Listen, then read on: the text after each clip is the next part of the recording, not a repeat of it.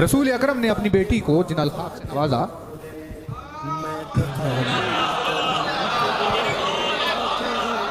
उन अल्फाज में एक है उम्मे अबीहा। शहजादी कौनैन को, मादर हसनैन को उम्मे अबीहा कहा जाता, मतलब जो अपने बाप की माँ है, जो अपने बाप की माँ है। लेकिन ये लक़ब समझ में नहीं आ रहा था। कोई बेटी अपने बाप की माँ कैसे हो सकती है? कोई बेटी अपने बाप की माँ कैसे हो सकती है? इसका जवाब हमें ज़ियारत नाहिया में मिला। जब इमाम वक्त ने बारगाह हुसैन में सलाम किया तो ये जुमला इरशाद फरमाया, अस्सलामु अला इब्नी खातमिल अंबिया, अस्सलामु अला इब्नी सय्यिदिल औसिया, अस्सलामु अला इब्नी खदीजतुल कुबरा, अस्सलामु अला इब्नी फातिमत ज़हरा,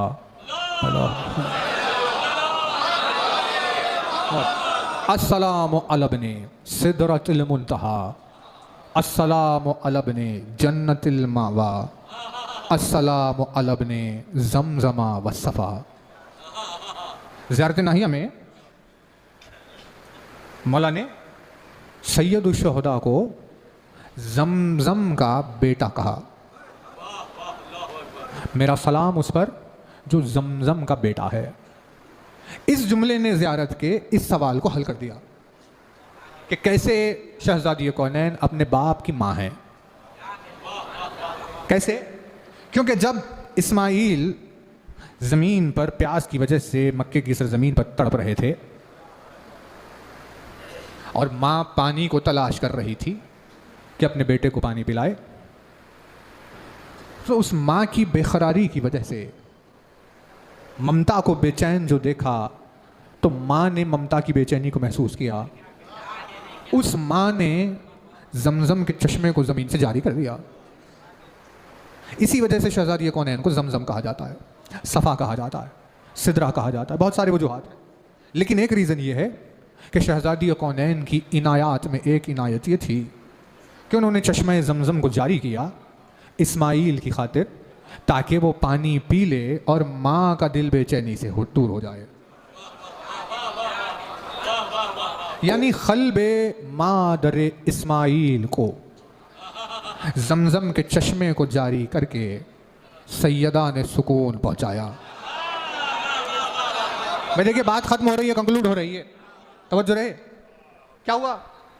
हाजरा की जो बेचैनी थी, बेकरारी, सफ़ा से मरवा, मरवा से यहाँ से वहाँ भाग रहे हैं, दौड़ रहे हैं, बच्चे के लिए पानी कहाँ है? क़ल्बे मादर बेचैन। लेकिन ममता की बेकरारी को कौन समझेगा? माँ के सिवा कोई और समझ नहीं सकता। ममता को ममता ही समझ सकती है। इसीलिए माँ की बेचैनी को माँ ने दूर किया। उस माँ ने क़ल्बे हाजरा को सुकून पहुँचाया, चश्मे ज़मज़म को जारी किया। इमाम वक्त ने कहा, मेरा सलाम उस हुसैन पर जो ज़मज़म का बेटा है। यूँ इस्तिदलाल से दलील कायम हो गई। तो पता चला कि अगर सैयदा की वहाँ निगाह ना होती तो इस्माइल प्यास की वजह से मर जाते, और अगर इस्माइल मर जाते तो वो नस्ल आगे नहीं बढ़ती जिसमें रसूल को आना था।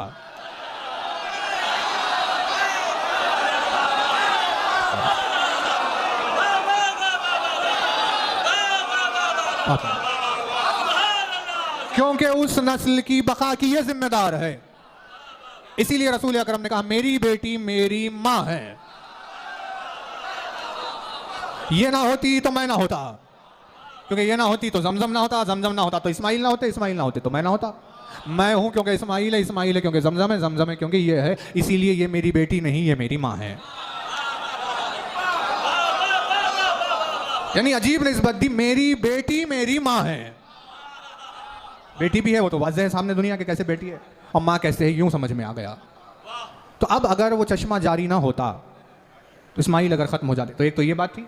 दूसरी बात यह है कि जब इस्माइल बड़े ही नहीं होते तो वो अपने बाबा के साथ काबे को कैसे तामीर करते?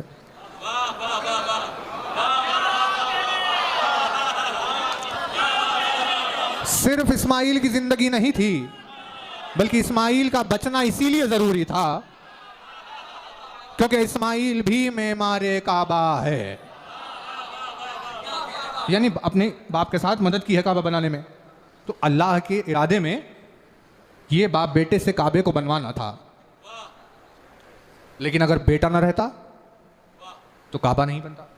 यानी बेटे की जिंदगी काबे की तामीर में शरीक है ना, और जमजम की इनायत हयात इस्माइल की जिम्मेदार है। मतलब सैयदा काबे के बनने की जिम्मेदार है। अगर फातिमा ना होती तो तामीर काबा की ये सूरत हमें नहीं मिलती। लेकिन काबे को तामीर करना इतना ज़्यादा ज़रूरी इसीलिए था, और उसमें सैयदा की शिरकत इसीलिए आई थी क्योंकि रसूल की वो बेटी जो अपने बाप की माँ है, वो अपने शौहर को ज़मीन पर आने का मकाम तोहफे में देना चाह रही थी।